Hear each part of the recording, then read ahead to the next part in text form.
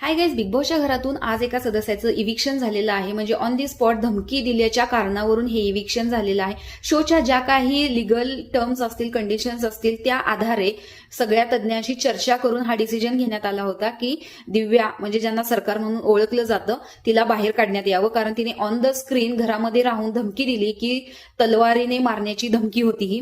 आणि ही धमकी खूपच निराशजनक आणि धक्कादायक होती. कारण ऑन स्क्रीन नॅशनल टेलिव्हिजनवरती एका ऍक्टर, सेलिब्रिटी लोकांमध्ये जर आपण अशी धमकी देऊ तर ही कुठेतरी चुकीची गोष्ट आहे. या गोष्टीचा विचार करताच बिग बॉसने तिला आज घरातून बाहेर काढलं.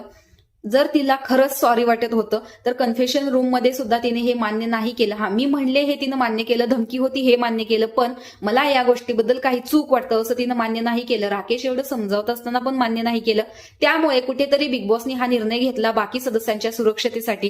तो निर्णय योग्य आहे की अयोग्य आहे हे कमेंट बॉक्समध्ये सांगा. तोपर्यंत स्टे ट्यून.